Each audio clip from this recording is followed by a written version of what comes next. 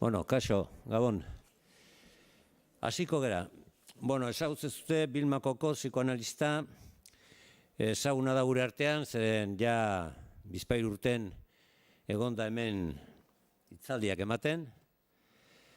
Eta gaurko hitzaldia da psikoanalizia eta emakumeen auziari buruz izango da. Bera da psikoanaliziaren munduko elkarteko kidea, irakaslea eta idazlea ere bai. Azken liburu argitaratu duna da Freudi buruz Un despertar de la humanidad. Eta gero kolaborazioak ditu beste liburu batzuetan. Bueno, directamente Vilma Kokoz, psicoanalista, conocida aquí ya 2 o 3 veces, ha dado unas conferencias sobre la guerra, sobre el arte y el psicoanálisis, y hoy toca el psicoanálisis y las identidades sexuales, el ser y el género, sobre el tema de la causa de las mujeres, que es un tema que creo que es muy interesante y es el momento propicio para ello, para plantearlo. Y sin más, para que luego tengamos tiempo de tener preguntas y demás, un coloquio, pues empieza. Bueno. Muchas gracias, buenas tardes a todos. Gracias Juan Ignacio y gracias al Coldo Michelena por brindarnos la oportunidad, ¿verdad? Por tercera vez, tercer año consecutivo de... Un clásico. Un clásico. Sí, de estar aquí con ustedes para compartir algunas de las líneas de investigación actuales del psicoanálisis de orientación lacaniana. En los años 80, recién llegadita del otro lado del charco, tuve mi primera intervención en el País Vasco, en Oñate, primera intervención pública, y después de hablar, estaba en una mesa redonda, compartía con otras personas. Cuando terminé de hablar, una persona del público se levantó y dijo lo siguiente: creo que las mujeres nos tendríamos que cargar a Freud y a todos los psicoanalistas. Yo me quedé impactada y muda, no pude responder, pero para mí fue inolvidable. Y lo que voy a desarrollar en estas 2 conferencias es una respuesta a esa intervención. Han pasado muchos años, estamos en el siglo XXI y, por supuesto, ha pasado muchas cosas en el mundo y en el psicoanálisis. Pero el deseo de muerte experimentado en ese momento se ha vuelto a repetir. Hay algo que toma la forma de un deseo de muerte del psicoanálisis en la época actual. Y es un motivo de reflexión. ¿Por qué habría esa voluntad de que desapareciera del mapa? Podemos decir que eso acompañó al psicoanálisis desde la época de Freud. Freud decía que las verdades del psicoanálisis representaban algo incómodo y él mismo tuvo oportunidad de comprobar hasta qué punto esa incomodidad se transformaba en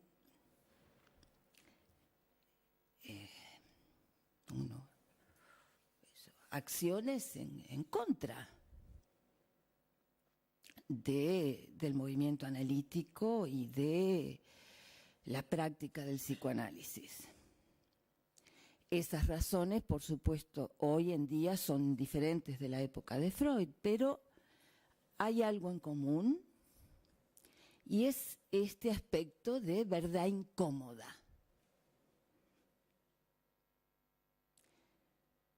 En el siglo XXI, evidentemente estamos en un clima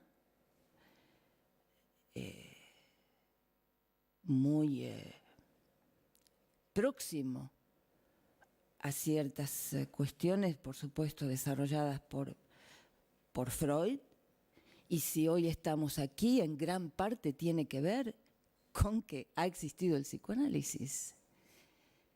Es decir, que no es ajeno el momento actual, el estallido del género y el de la llamada revolución feminista, a lo que significó el descubrimiento de Freud y la extensión del descubrimiento de Freud en la cultura.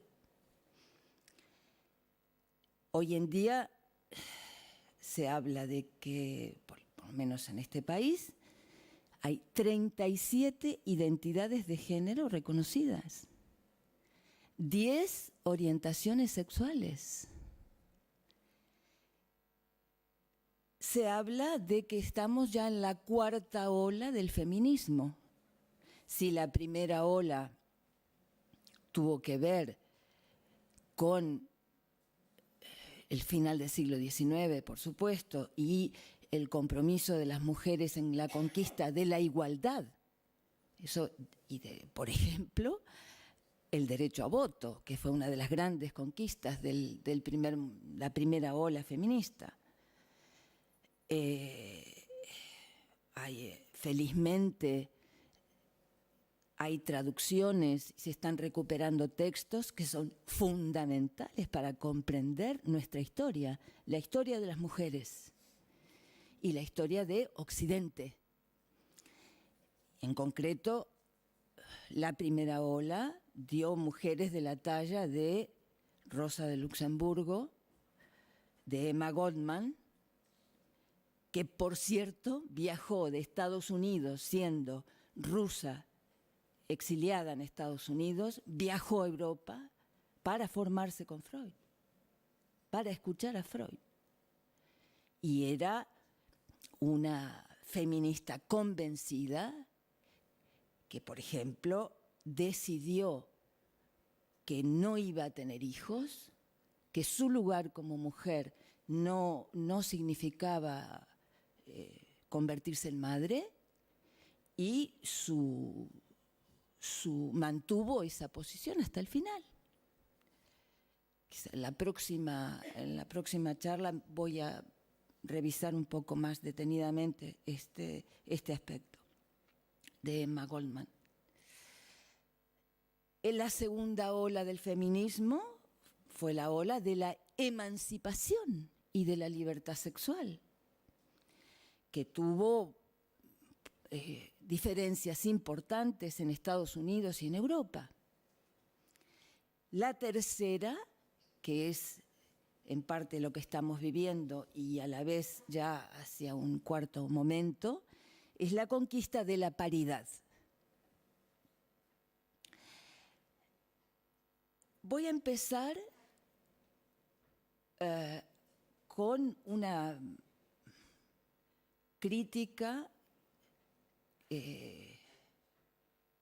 razonada y argumentada por las propias feministas de esta época al movimiento, para que podamos acercarnos a un modo de interpretar el momento en que estamos viviendo, porque cada uno interpreta, por supuesto, con los elementos que tiene el momento que vive, y me parece que el momento actual, tanto del estallido del género como de la llamada revolución feminista, requiere diversas interpretaciones para que podamos situarnos correctamente y también para diseñar correctamente nuestras acciones, porque no tenemos todo el tiempo del mundo y hace falta que nos pongamos de acuerdo para actuar.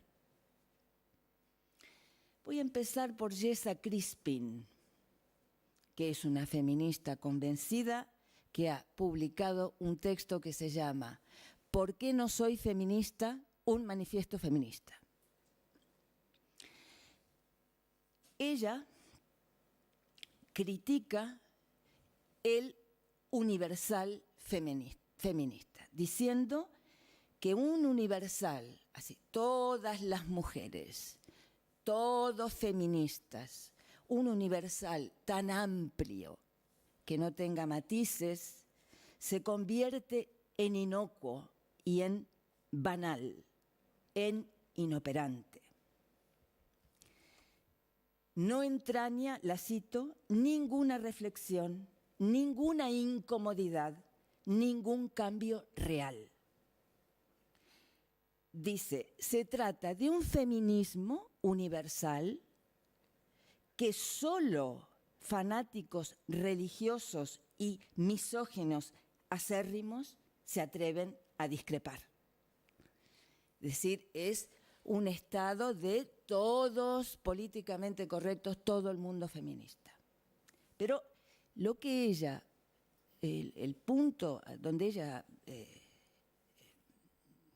lo que ella acentúa es que este universal feminista inhibe la capacidad de acción del colectivo que requiere la acción en una dirección para producir efectivamente cambios.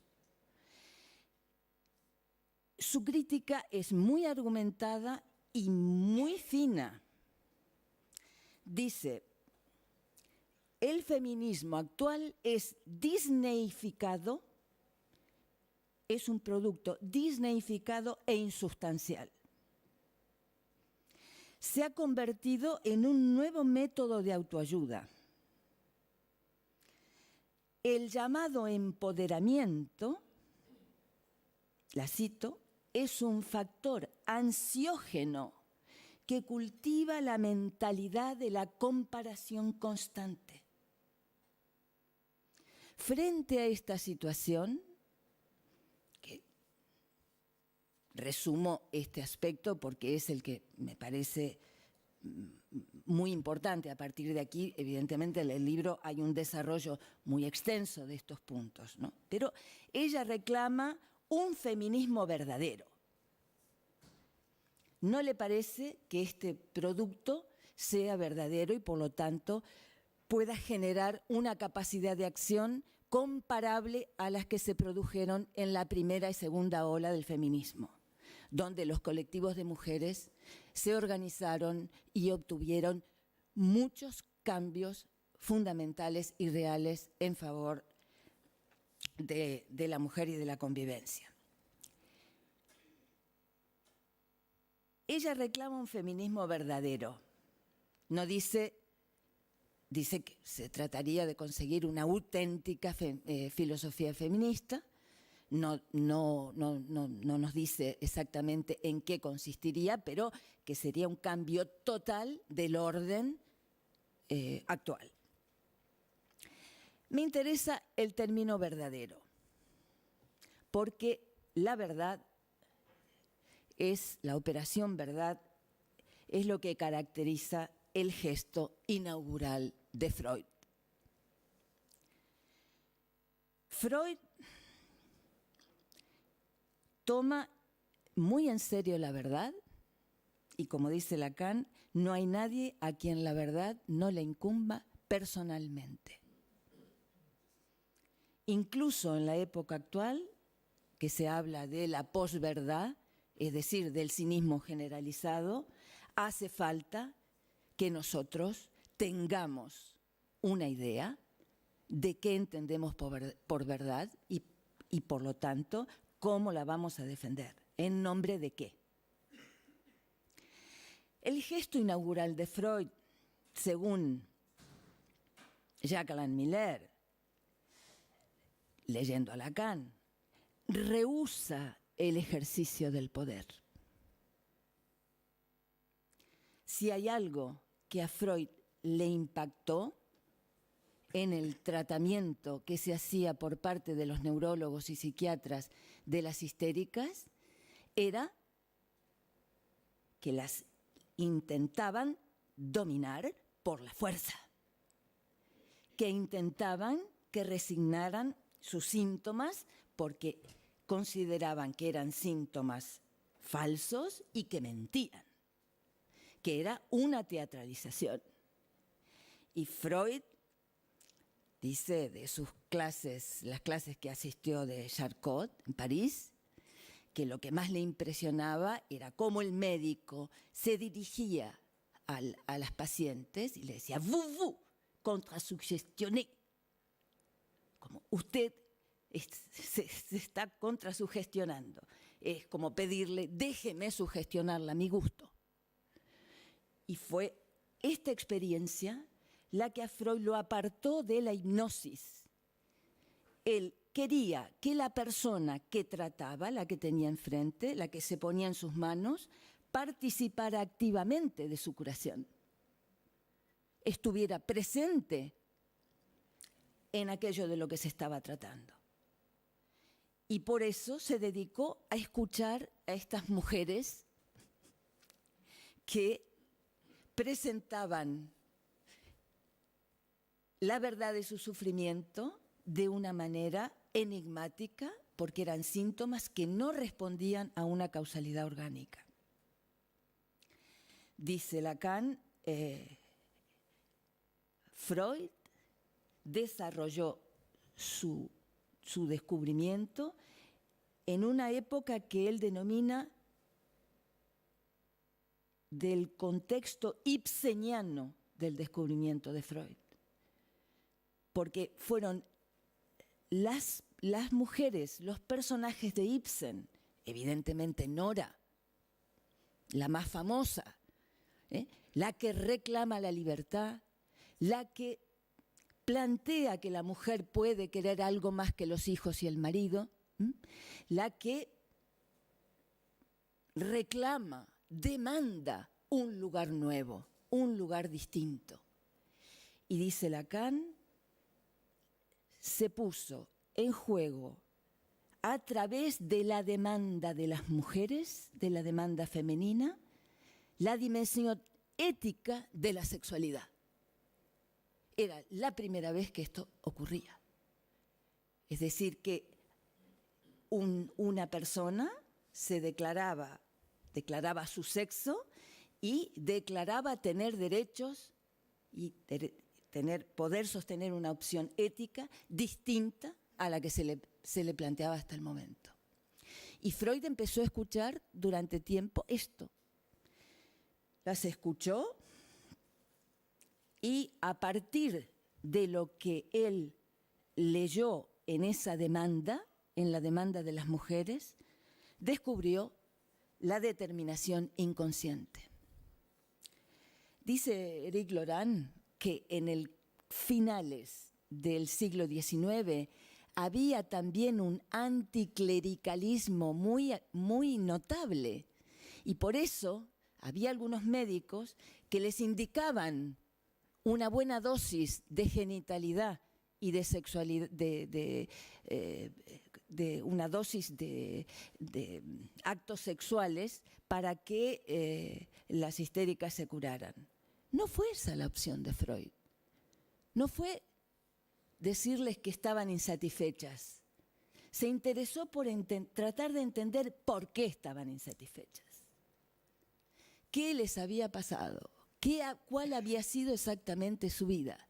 Y las nombró una por una. Cada historial freudiano tiene un nombre de mujer.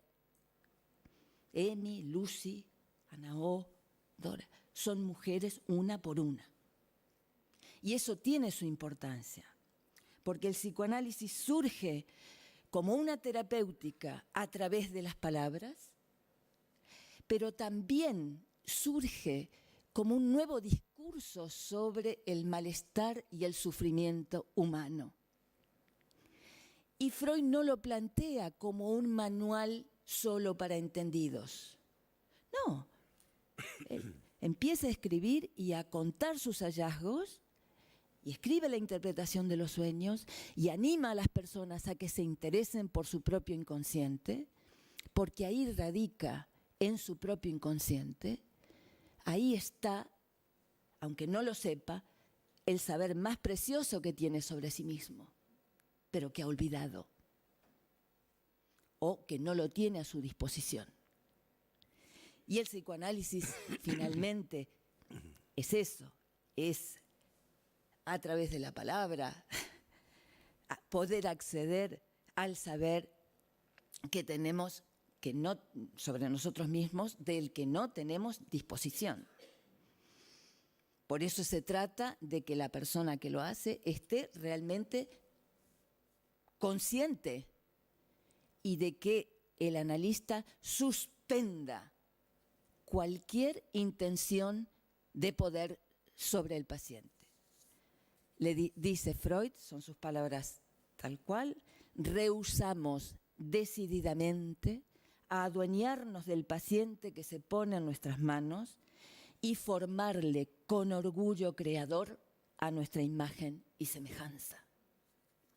Es decir, que el analista suspende sus ideas de lo que puede ser bueno para el otro, de lo que puede, o para las otras en este caso, etcétera, para que aparezcan en ese suspenso, en esa abstinencia, como decía Freud, para que puedan aparecer los verdaderos poderes, es decir, el poder al cual el sujeto está sometido, que es el poder del inconsciente que desconoce.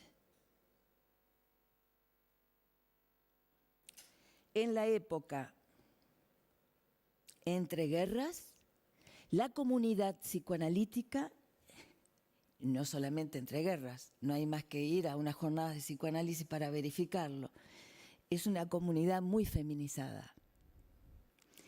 Freud animaba a las mujeres a que practicaran el psicoanálisis, no le importaba que no tuvieran, como Melanie Klein, que no tenían ningún título universitario.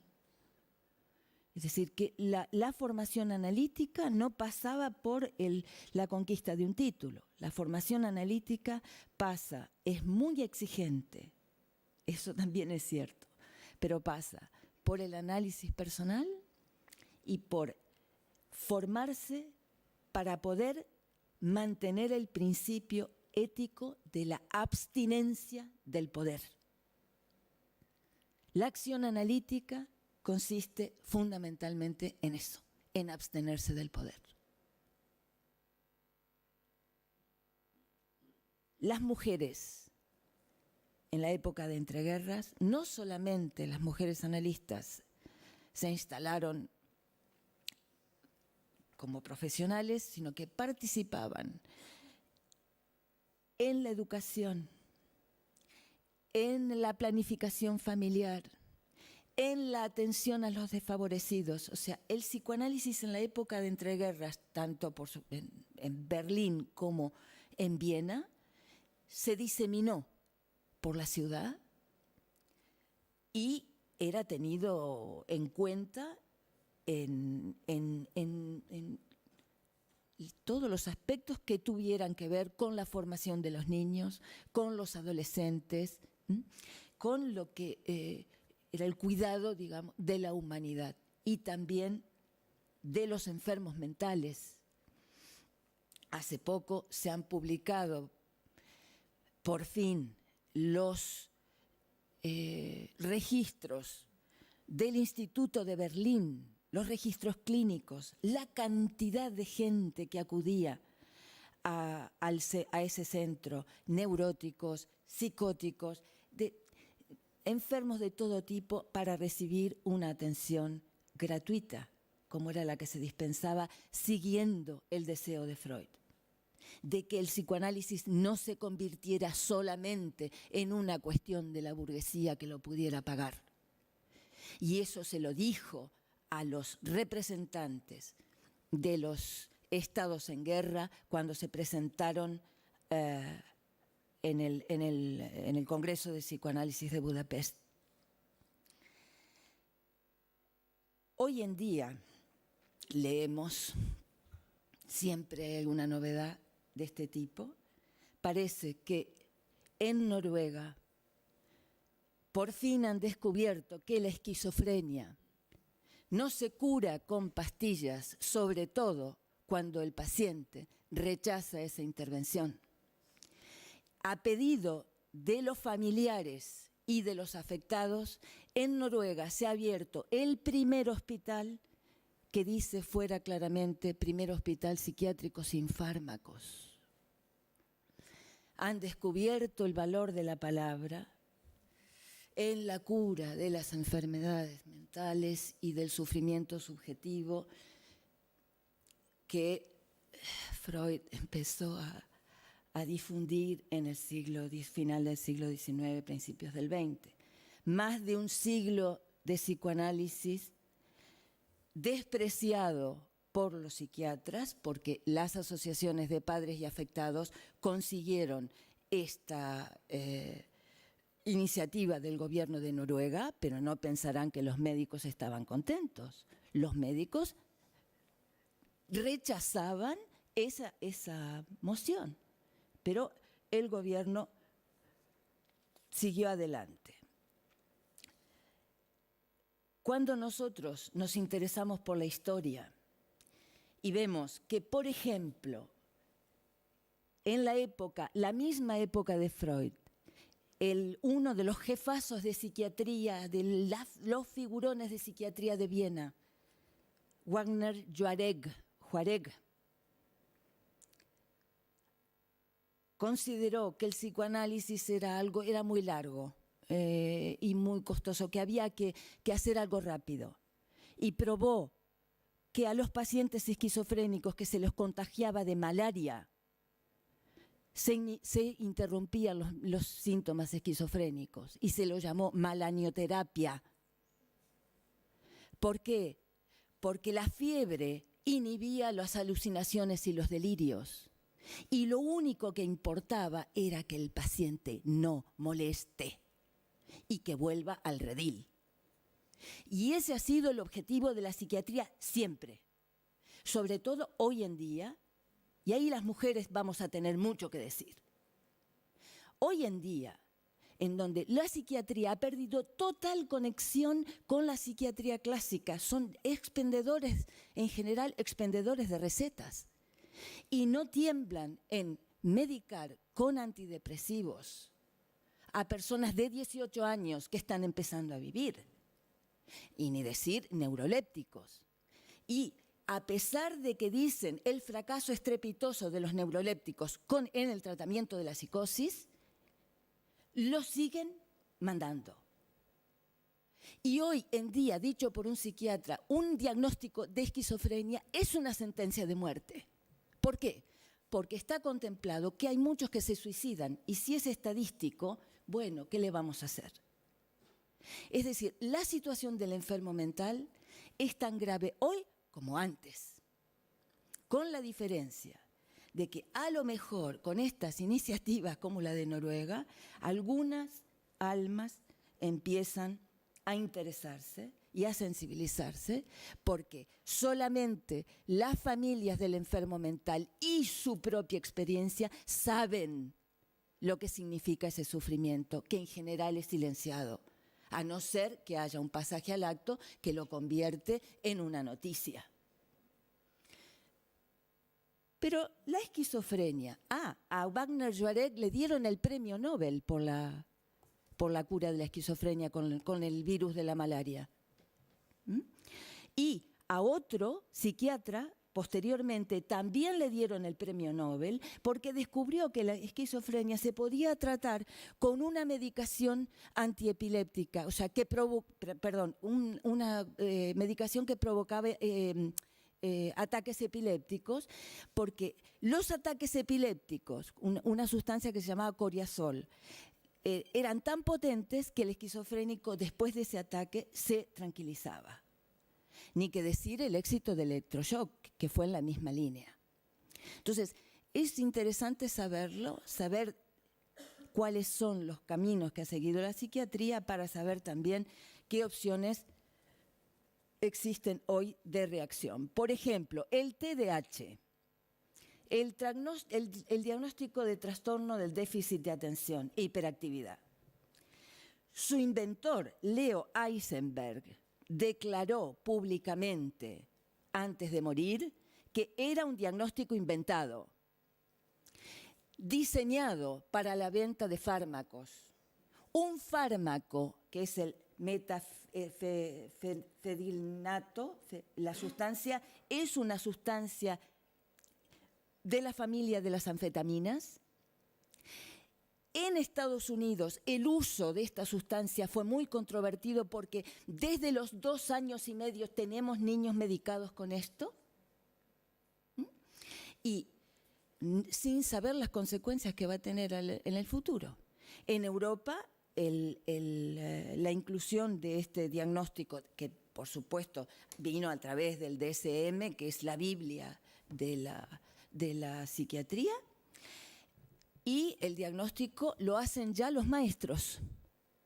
O sea, empezó siendo un diagnóstico psiquiátrico y ahora directamente ya lo hacen los maestros y ya los padres empiezan a temblar por si su hijo no tendrá hiperactividad.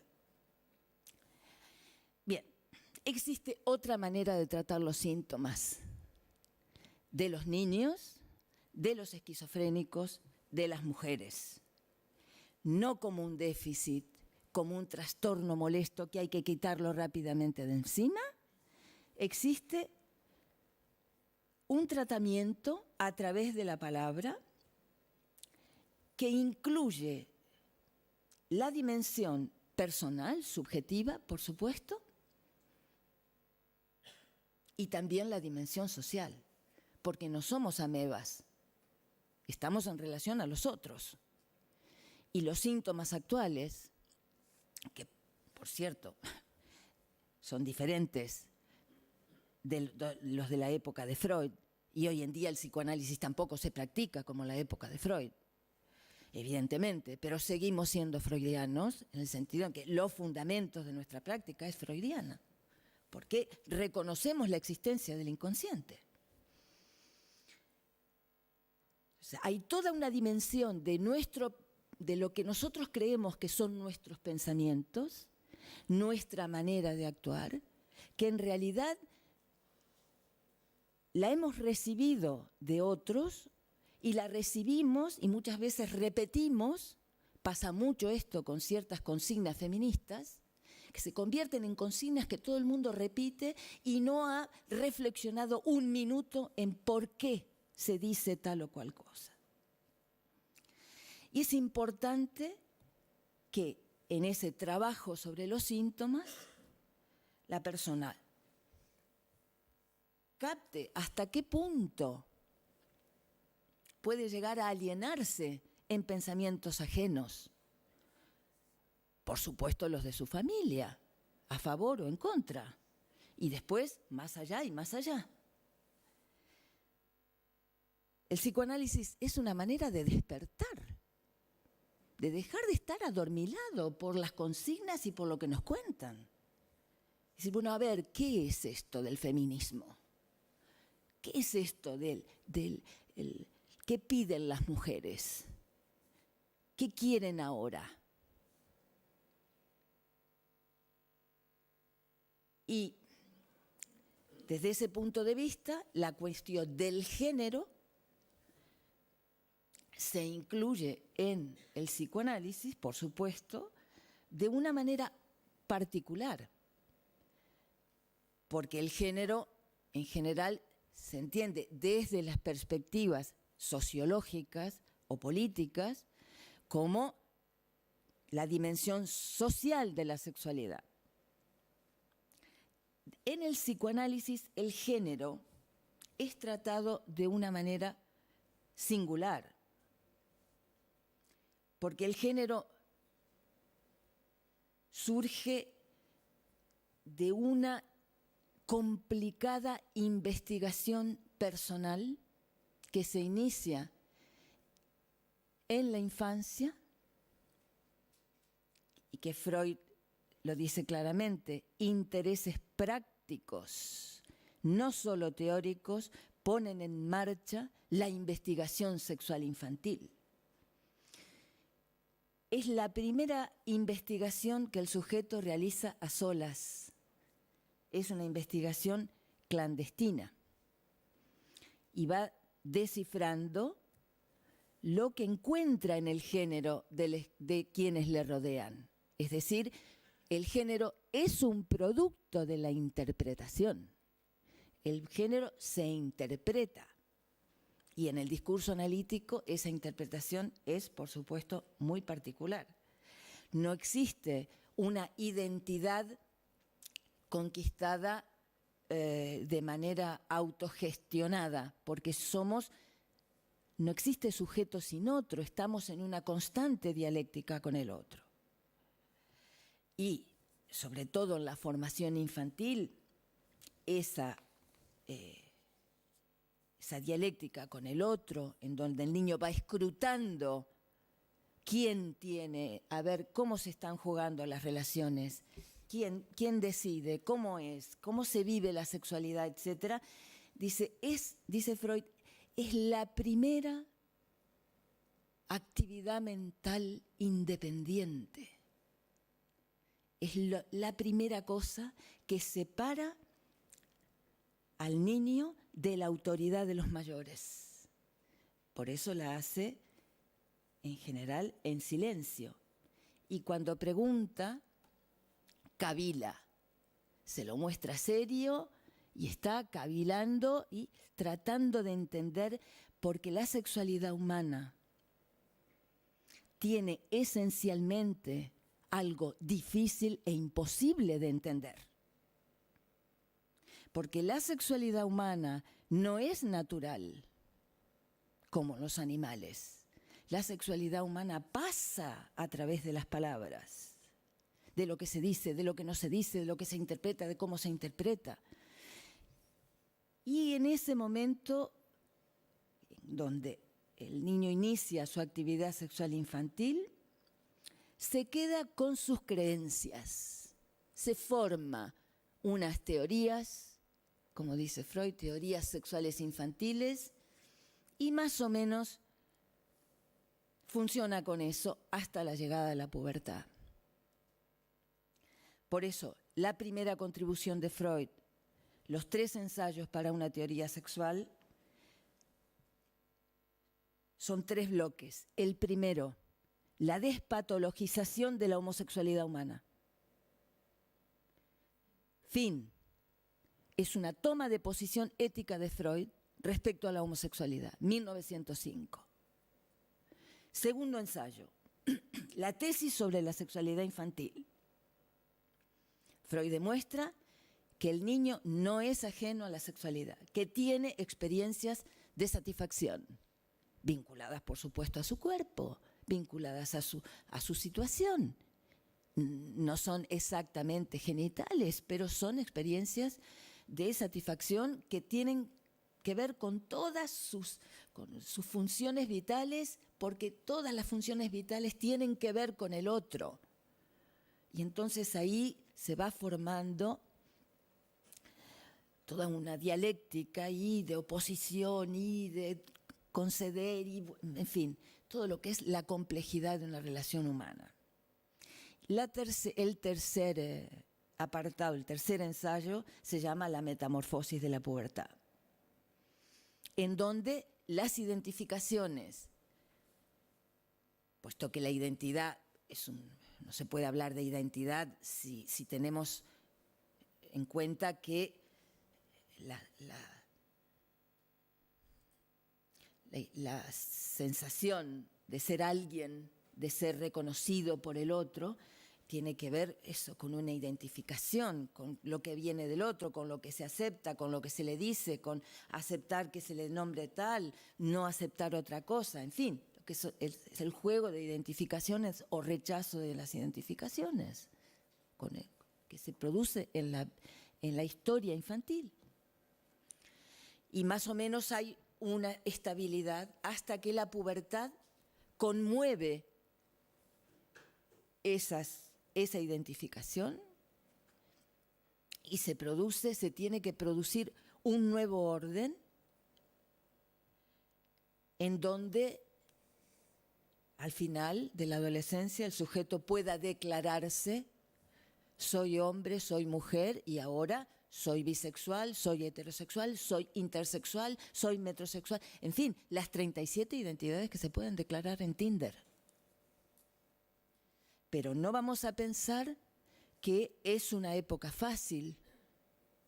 Es una época muy delicada y la peculiaridad de esa fase, de esa época en el momento actual, en el siglo XXI, es que existe esta oferta y esta generalización de posibilidades en donde se espera conquistar una identidad sexual a través de las prácticas sexuales, a través de la experimentación, con las consecuencias que se pueden derivar de esto y que nosotros recibimos en la consulta, en la clínica.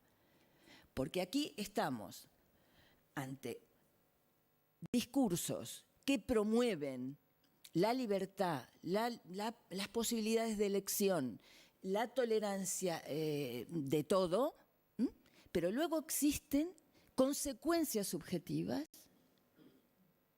importantes, que es lo que nos presenta la clínica de la adolescencia actualmente, el sufrimiento de los adolescentes actualmente, que tiene su peculiaridad.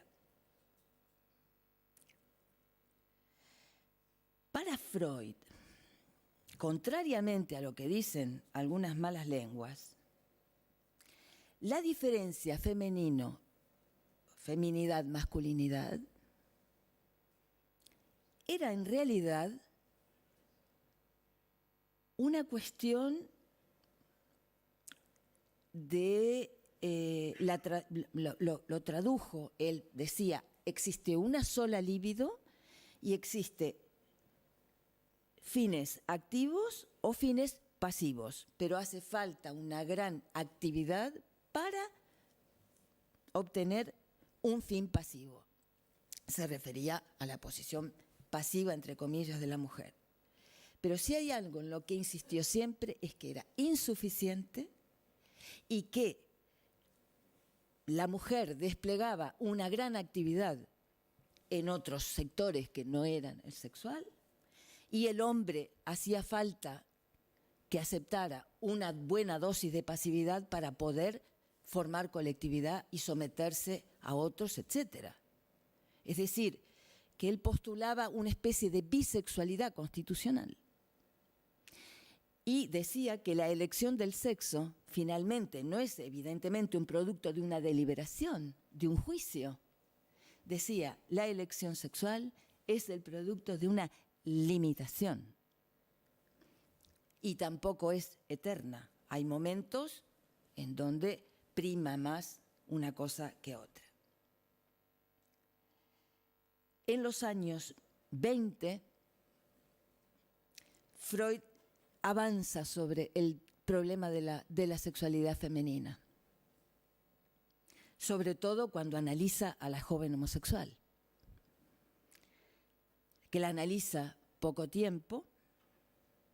Hoy conocemos muchos detalles de la vida de la joven homosexual porque unas periodistas descubrieron que vivía en una pensión y le hicieron una entrevista a la famosa homosexual de Freud.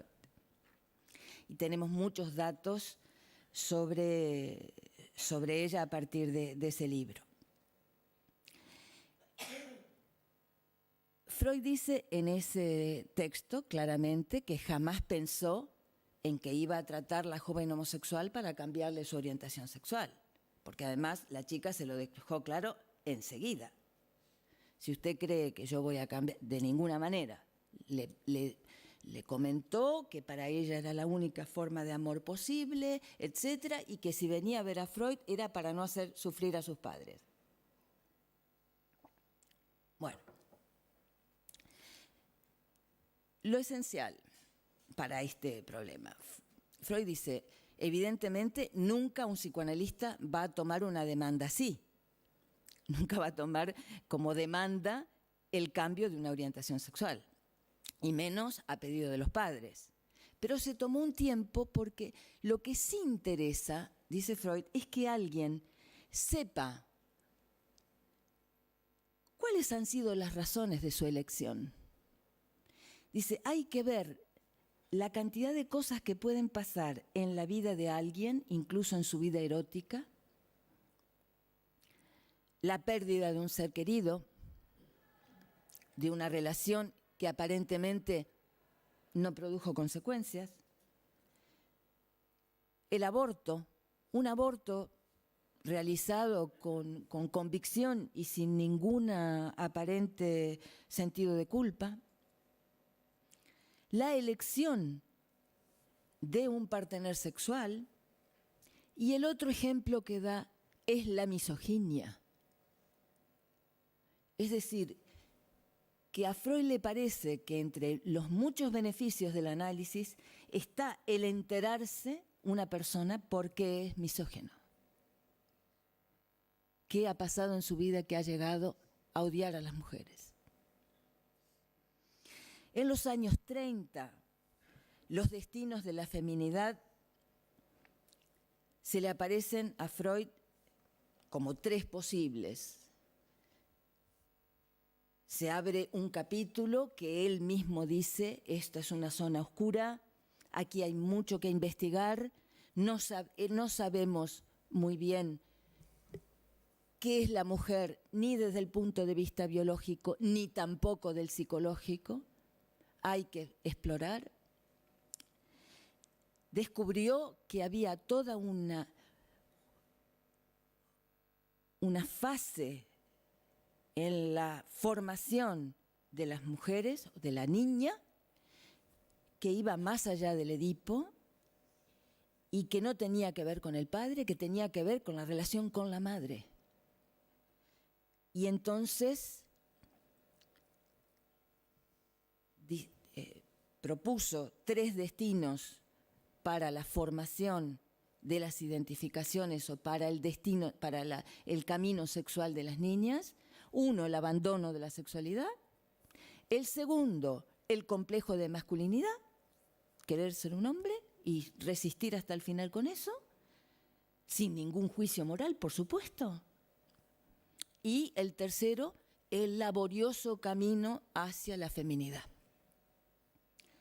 Y lo que dijo es, a ver, llamó a sus colegas mujeres, ¿qué tienen que decir respecto a esto?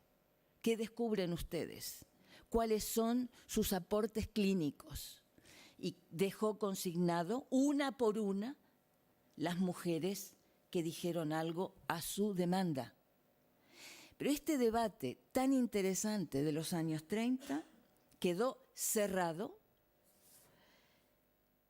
y el enigma de la mujer, el enigma del deseo de la mujer quedó clausurado. ¿Por qué?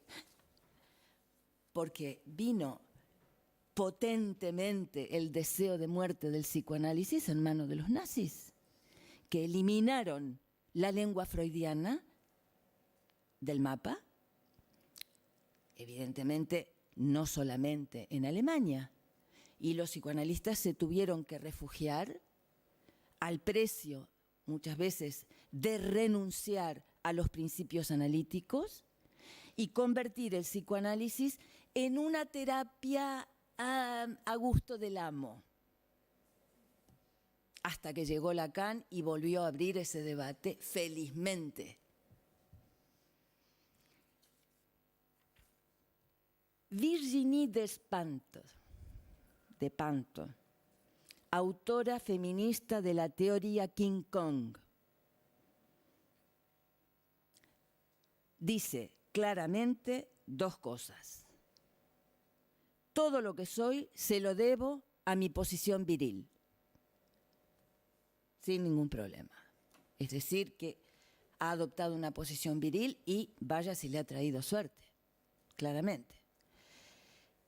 La crítica que ella lleva a cabo a la esperanza de solución de la feminidad a través de la maternidad es muy aguda, porque califica el reino de la mujer madre como si la mayor felicidad y realización de la mujer fuera la maternidad. Y ella dice, sin que se tenga en cuenta hoy en día la precariedad laboral para mantener a los hijos, y agregaría, sin que se tenga en cuenta, el problema del límite del cuerpo, porque hay que estar en colaboración con los médicos de emergencias de neonatología para saber cómo llegan los niños prematuros y afectadísimos por las mujeres que superan una edad razonable para tener hijos, pero quieren tener hijos como sea. Entonces, ella dice, esta es la dictadura de la maternidad. Habla así, en esos términos. Entonces, su posición, que es una posición muy guerrera, muy guerrillera, es que las mujeres deben plantar cara y luchar, y son como si fuera la guerra para tener su lugar.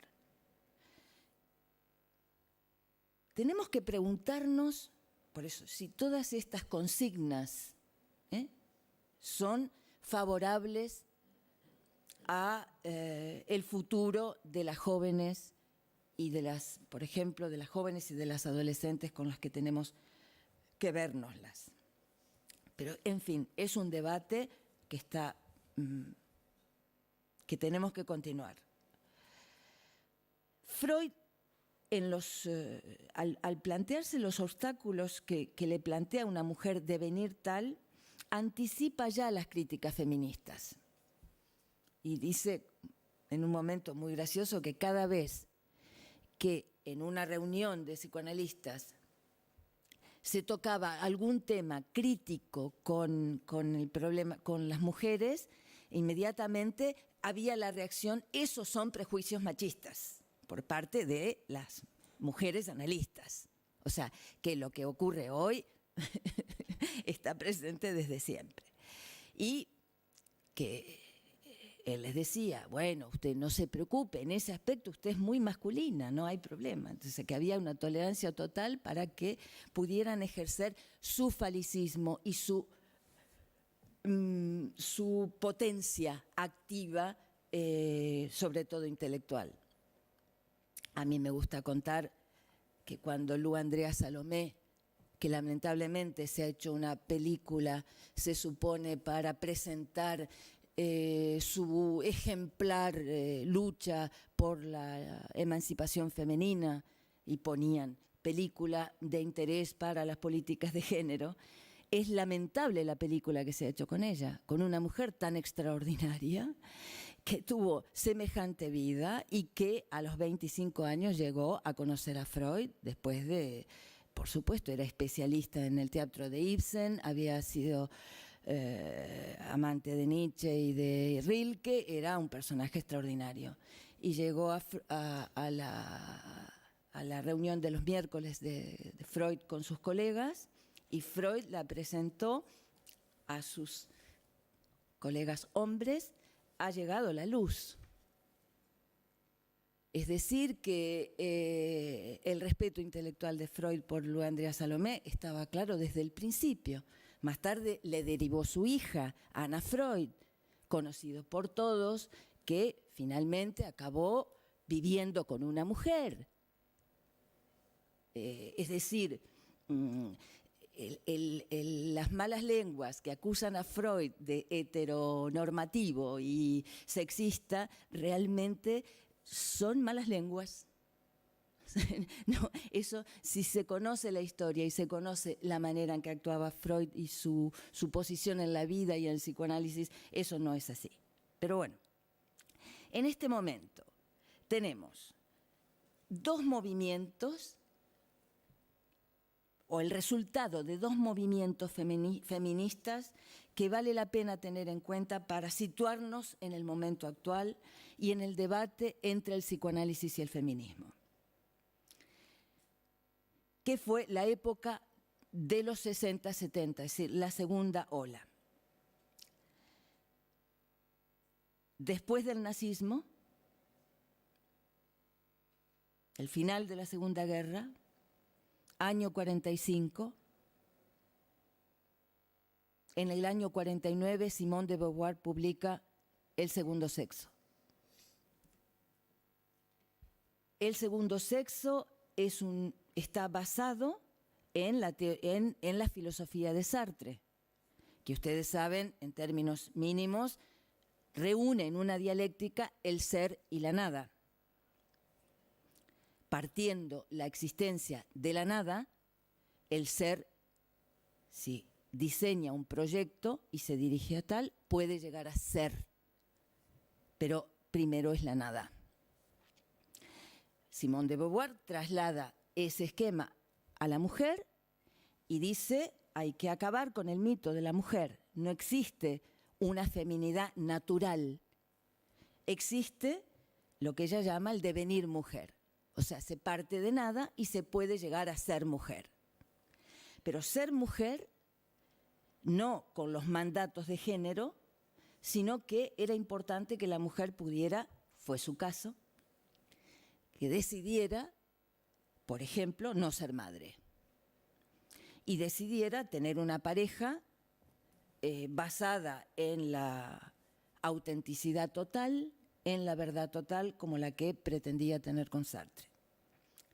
Sabemos por Éric Laurent, que nos cuenta muchas cosas, porque las ha investigado, que al final de su vida Simone de Beauvoir no estaba nada contenta con lo que ella misma había creído, con lo que ella había difundido, que era la solución de la mujer que había encontrado en su pareja con Sartre. Es decir, que acabó embaucada, fueron sus palabras, por su propia concepción de las cosas.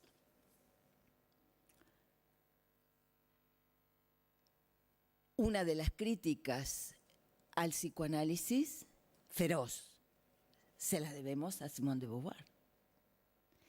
Y dice, entre otras cosas, que la dimensión sexual no es la única dimensión del ser de la mujer, que existe otros, pero sí es exactamente lo que dice Freud, que cuando recibe a la joven homosexual, que solo está obcecada, preocupada, obsesionada con la dama de sus pensamientos a la que persigue y tal, es que ha abandonado todos los demás intereses vitales.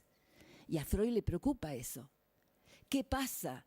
Que una homosexual puede llegar a amar con esa exclusividad y esa dedicación, renunciando a todos los otros aspectos de su vida. Por poner un ejemplo. El otro ejemplo, Dora misma. Dora llega a la consulta de Freud, una tipa inteligente, luchadora, había perdido toda ilusión por el saber, por hacerse un proyecto profesional, por todo, estaba solo decidida a destruir la relación que el padre tenía con su amante. Es decir, por supuesto que Freud tenía en cuenta que hay otras dimensiones del ser, pero esa es la cuestión. ¿Por qué la sexualidad acaba teniendo en el ser humano esa importancia? ¿Por qué se cifra en la sexualidad la esperanza del ser? Esa es la gran pregunta. Y hoy en día, podemos decir, es una de las cuestiones fundamentales. Es decir, que con esta situación que planteaba al principio, la de la explosión del género y la del movimiento feminista, parece que lo fundamental se centra ahí, en la conquista de una identidad sexual. Y esto mismo es cuestionado también dentro del propio movimiento feminista. de algunas, porque si hay algo que podemos ver es que hoy en día se ha producido una fragmentación total, con distintas voces, distintas posturas, algunas contradictorias en cosas esenciales respecto a la prostitución, respecto a la violación, respecto a la pornografía, en fin, es un debate abierto.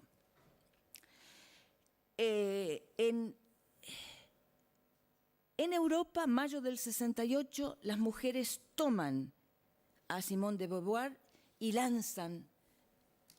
se lanzan a la calle con la idea de la conquista de la libertad y la independencia, sobre todo la libertad sexual.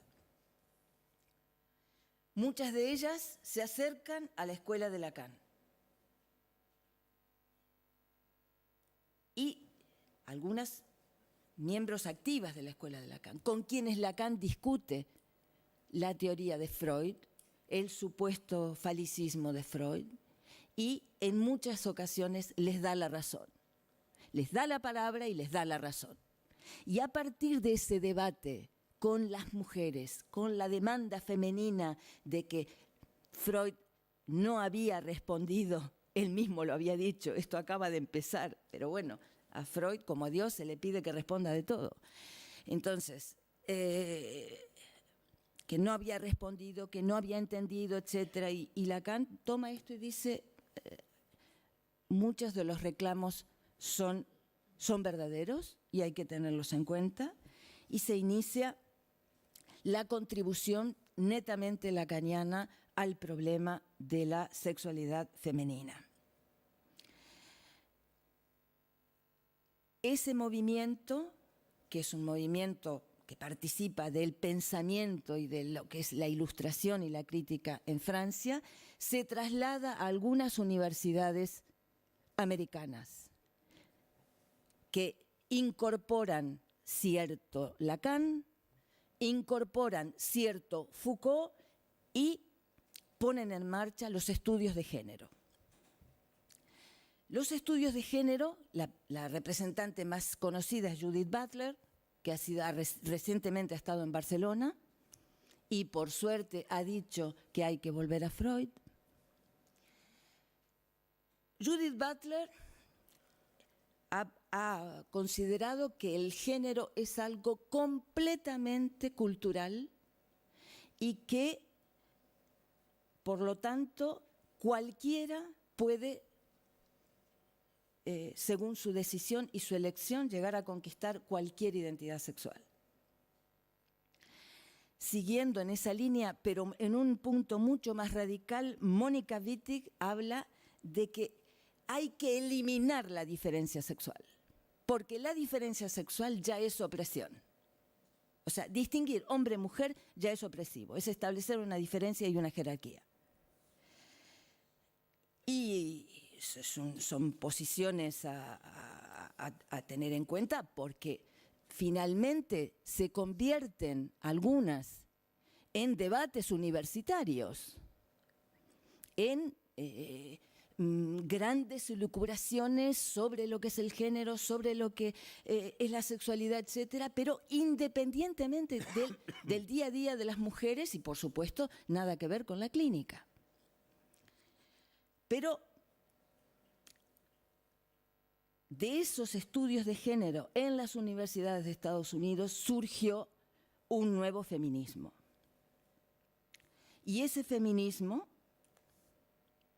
es el que una de las críticas de Jessa Crispin se dirige a ese feminismo universitario, que en muchos casos es intolerante, y que en el caso de Freud, por ejemplo, era curioso, habían hecho un libro que se llamaba Feminismo y Psicoanálisis, y muchos de los textos eran, contrariamente a lo que dice Freud, era la alegría de poder decir que Freud estaba equivocado y que con Lacan, por suerte, se puede demostrar que Freud estaba equivocado. Bueno, Camille Paglia, la feminista incómoda, dice que el error del feminismo actual, los errores son, uno, terrible, desconocer la obra de Freud, que es la enorme contribución al conocimiento del ser humano y que no se puede desconocer y dejarlo de lado porque no te gusta. Y en segundo lugar, la otra deficiencia que ella considera muy grave es la eliminación de la estética, es decir, el ataque incluso a la belleza, calificándola de sexista, como en el caso de Balthus, de patriarcal, como en el caso de una instalación en el Reina Sofía, de una chica que agarra un martillo y quiere cargarse, la estatua de Miguel Ángel, del Moisés de Miguel Ángel, que es el símbolo del patriarcado, no sé qué. O sea, quiero decir, la próxima vez nos vamos a ocupar más en profundidad de esto, pero no podemos obviar que hay ciertas posturas que son desquiciadas, que son desorbitadas y que, sobre todo, desorientan de las cuestiones importantes de las que nos tenemos que ocupar los psicoanalistas, las psicoanalistas, las feministas y los feministas. Gracias.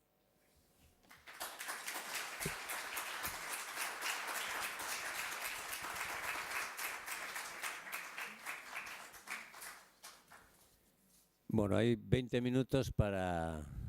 ¿Queréis preguntar alguna cosa o decir alguna cosa? Es el momento. El micrófono está por ahí. A ver, ¿quién se anima? Porque el tema tiene sus...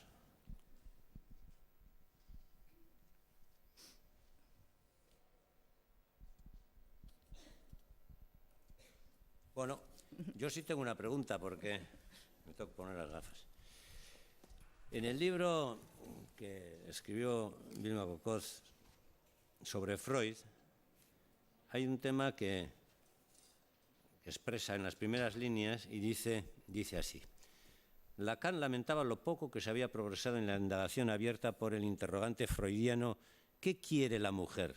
O más precisamente, ¿qué es lo que ella desea? A mí, desde luego, me gustaría también la contestación a esa pregunta, si eso es posible, porque es una curiosidad que los hombres, por lo menos, siempre hemos tenido, ¿no? Que también se puede aplicar a los hombres, pero en fin. Bueno, hay que decir que Lacan, de una manera bastante sencilla, resume la problemática de la diferencia sexual, diciendo que del hombre se puede hacer un conjunto, el conjunto del hombre y hacer un conjunto. En cambio, de la mujer no. Pero precisamente señala que la mujer no es un complemento del hombre. Es decir, no es lo que falta al conjunto de los hombres. El matiz es muy interesante porque la mujer es lo que excede o sobra el conjunto de los hombres. Y que de eso no se puede hacer un montón, que cada una lo hace a su modo. Cada una intenta resolver el enigma de su propia feminidad, porque no es solamente la mujer como enigma que plantea Freud, que tanto los poetas han hablado de ello. No es un enigma solo para los hombres, la mujer es un enigma para sí misma. Es decir, los momentos que todo el mundo conoce de insatisfacción, de contradicción, de un aprecio muy particular por la falta.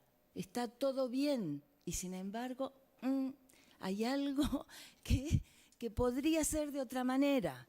Entonces, eso Lacan lo nombró como el narcisismo del deseo, ¿no? Siempre hay algo, la mujer es la guardiana de la falta, siempre está como señalando que algo puede ser diferente, y la contradicción, y todo esto. Es difícil a veces llevar este tema, y por eso es un enigma para sí misma también.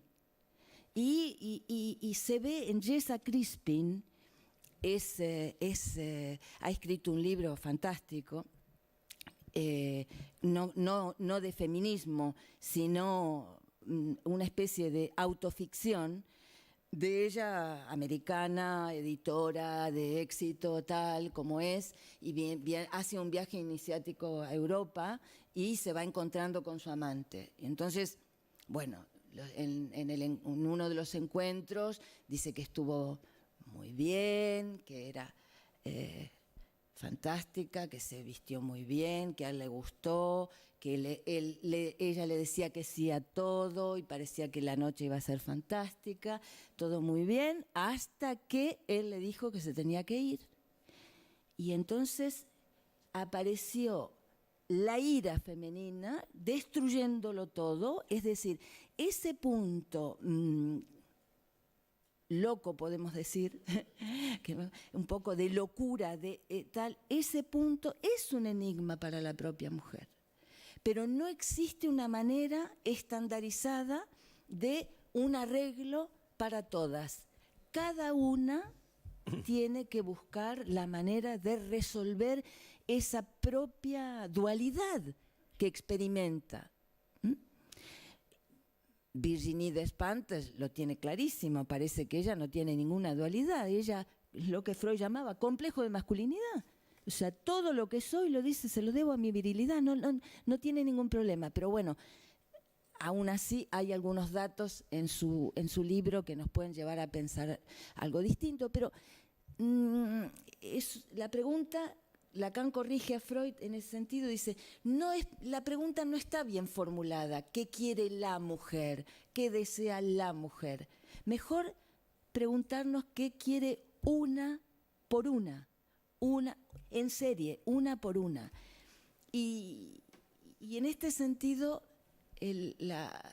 quería parafrasear a Miller cuando dice, se puede prometer a alguien, y en concreto a las mujeres, en un psicoanálisis, entra aquí porque aquí no serás comparada.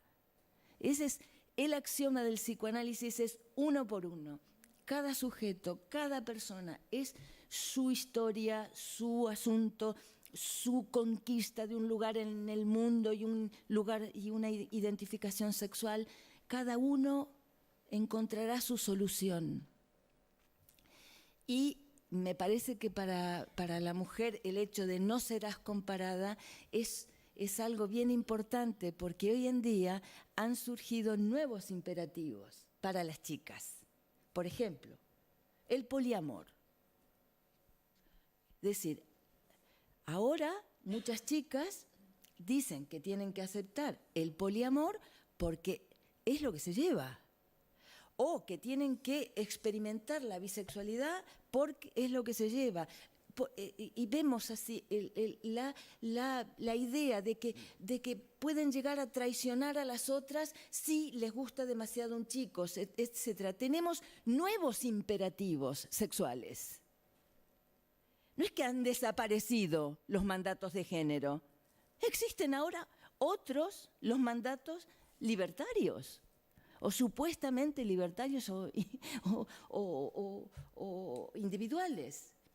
Entonces, frente a eso, el que cada mujer tenga un espacio propio, como decía Virginia Woolf, ¿no? Una habitación propia, donde reconsiderar su lugar y donde construir su lugar como mujer, eventualmente como madre, como profesional, etc. El disponer de ese espacio es creo que la mejor cosa que podemos hacer. Crear condiciones para que cada quien pueda formularse esa pregunta y encontrar la solución que le conviene. Recuerden, siempre absteniéndose, rehusándose al poder. Esto es muy importante en la clínica, por ejemplo, en la clínica del maltrato. Voy a hablar de eso igual un poco la próxima vez. ¿Ah, sí? Todo lo que estás diciendo me está revolviendo muchísimo, y no es que sea nuevo para mí, pero en este momento ya lo siento como algo personal. Cuando estáis hablando de la individualidad de la mujer, y yo digo, ¿cuándo saldrá una voz masculina o femenina que presente estas dudas dentro del mundo viril? ¿Cuándo se va a ocupar el hombre o la mujer del hombre humanista que se aparta de la cultura viril de estos 2000 años sin una sola pregunta, sin una sola cuestión, sin una sola, ¿cómo se dice? Cuando criticas, crítica, autocrítica. Yo no estoy de acuerdo con eso, Ángel, si me perdonas. Creo, y en esto voy a citar de nuevo a Camille Paglia, a la feminista. Dice, siempre han existido hombres honorables que han cuidado de las mujeres, que las han respetado, que han tenido relaciones estupendas. O sea, no se puede caer en la oposición hombre-mujer, porque no es la buena lectura. De hecho, si nosotros estudiamos lo que ha sido la conformación de los llamados roles sexuales o de los mandatos de género, y lo que significó para los hombres la dificultad de rechazar los ideales heroicos, por ejemplo, heroicos de la guerra, de tener que ir a la guerra, de tener que ser un soldado, de tener que... Esos documentos están. Lo que pasa es que no han tenido quizá la difusión que deberían haber tenido, pero te puedo asegurar que incluso en los análisis llevados por hombres, esa cuestión está todo el rato presente, porque tener un cuerpo biológico de hombre no garantiza no tener ningún problema con la sexualidad, ni con el amor, ni muchísimo menos. El problema es que gracias a que la mujer lo ha hecho público, lo ha hecho más visible, ha dado la opción para que los hombres también pudieran hacerlo. De hecho, Freud empezó con mujeres. Es que fueron las que se enfrentaron al poder médico de la época, presentándole síntomas, cegueras, parálisis, cosas increíbles que no tenían un fundamento orgánico. Pero inmediatamente después empezaron los hombres a analizarse, porque los mandatos de género no han hecho sufrir solamente a las mujeres, también a los hombres. Entonces, creo que hace falta reconstruir muchos aspectos de la historia. Espero la próxima vez detenerme en algunos momentos claves de lo que han sido momentos culturales de conquista a través de la colaboración de las mujeres y los hombres, de conquista de un nuevo orden de la relación entre los sexos. Hoy estamos en un momento así, un momento de mucho cambio, pero no es el único, es el resultado de una historia y de una transmisión. Y felizmente podemos reunirnos aquí y tratar las cosas de esta manera. Pero pienso que